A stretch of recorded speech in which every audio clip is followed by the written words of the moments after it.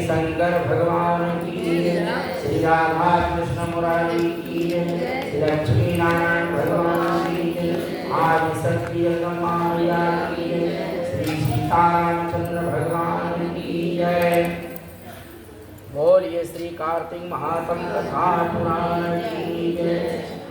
श्रीमन्नारायण नारायण नारायण भगवान नारायण नारायण नारायण हरि नारायण नारायण नारायण लक्ष्मी नारायण नारायण नारायण शंकर नारायण नारायण नारायण गौरा नारायण नारायण नारायण केशव नारायण नारायण नारायण माधव नारायण नारायण नारायण।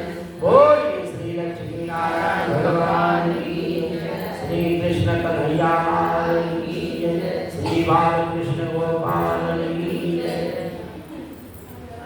सातवां अध्याय श्री नारद जी बोले कि महाराज कार्तिक व्रत धारण करने वाले मनुष्य के नियम संक्षेप में सुना करके सब प्रकार के असीम मांस शहद राई तथा नशा करने वाली वस्तुओं का परित्याग कर देना चाहिए और पराया अन्न परद्रोह विदेश गमन बिना तीर्थ के अन्य स्थान में रहना छोड़ देवे तथा देवता वेद ब्राह्मण गुरु गौ और व्रती स्त्री राजा और गणों की निंदा त्याग देवे दाल तिल तेल खरीदा हुआ पकवान भाव और शब्द से दूषित वस्तुओं को छोड़ देवे जीवधारी का मांस चूना जंजीरा का फल मसूर बासी अन्न ना खाएं और बकरी भैंस गौ के दूध के सिवा अन्य दूध तथा ब्राह्मणों से खरीदा हुआ रस पृथ्वी से पैदा हुआ नमक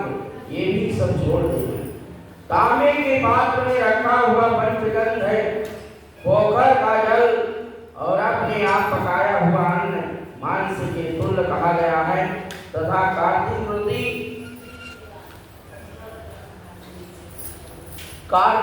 ब्रह्मचर्य से रहें और पृथ्वी पर शयन करें पत्तों पर खाएं और चौथे बाहर भोजन करें नरक 14 को तेल लगाएं और इस तिथि को छोड़ करके कार्तिक स्नान करने वाला तेल ना लगाए। घिया बैगन कुम्हरा और कटेरी तरबूज कैट ये सब छोड़ दें। शिवद्रोही और भेद से विपरीत चलने वालों से संभाषण न करें तथा उपरोक्त मनुष्य और कौओं के देखे अन्न को तथा दोबारा पकाए हुए और दग्ध अन्न को न खाएं।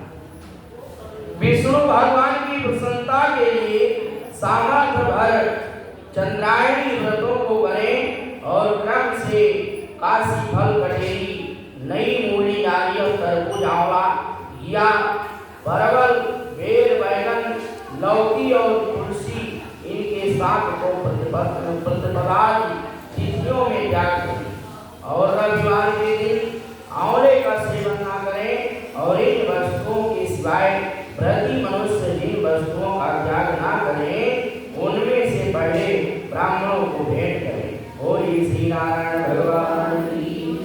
फिर आप भोजन करें। व्रती पुरुष माघ में भी उक्त नियमों पर चलें और प्रबोधनी एकादशी में जागरण कृत्य करें और यथोवत रीति से कार्तिक के व्रत करने वालों को देख करके यम के दूत भाग जाते हैं। जैसे सिंह के डर से हाथी और विष्णु के व्रत करने वाला मनुष्य जहाँ पर आकर पूर्वक रहता है वहाँ भूत पिशाच आदि नहीं रहते। यथा रीति से कार्तिक व्रती भोनियों को मुख वाला और ब्रह्मा भी कहने में असमर्थ है। विष्णु का व्रत संपूर्ण पापों का नाश कर उत्तम धन पुत्र नाती धान्य को बढ़ाने वाला है। इन व्रतों को नियम पूर्वक करने से अन्य तीर्थों के सेवन की क्या आवश्यकता है। बोलिए श्री नारायण भगवान की जय। श्रीमन्नारायण नारायण नारायण भजन नारायण नारायण नारायण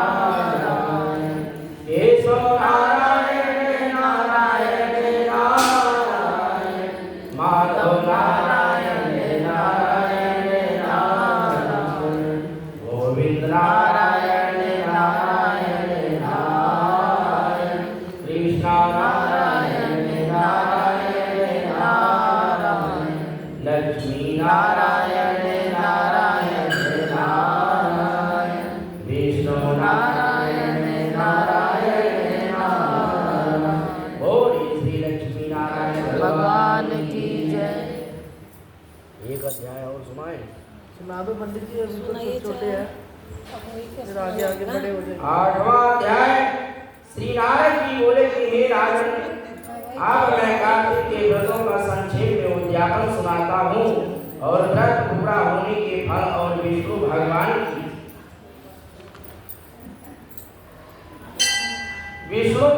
की प्रसन्नता के लिए कार्तिक शुक्ल चतुर्दशी को उद्यापन करें। तुलसी के ऊपर 4 द्वारों का मंडप बना करके तोरण बंधनवार बांध करके फूल और चमक से सजाएं और चारों द्वारों पर मिट्टी के बने हुए पूर्णशील सुशील जय और विजय द्वार का पूजन करें और तुलसी के पास 4 रंगों से सुशोभित सर्वभद्र चक्र बनाएं और इसके ऊपर पंचरत्न और नारियल रख करके एक सुंदर कलश स्थापित करें।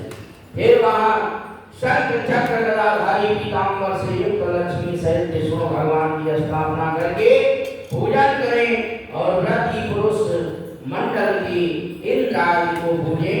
द्वादशी को भगवान उठे, त्रयोदशी को देवताओं ने उनके दर्शन किए और चतुर्दशी को पूजन करें। उस दिन शांत और सावधानी से उपवास करें। गुरु की आज्ञा को प्राप्त करके भगवान कृष्ण की स्वर्णमयी प्रतिमा का पूजन 16 उपचार करके और विधि से भोग अर्पण करें और रात्रि को जागरण करके भजन कीर्तन करते रहें।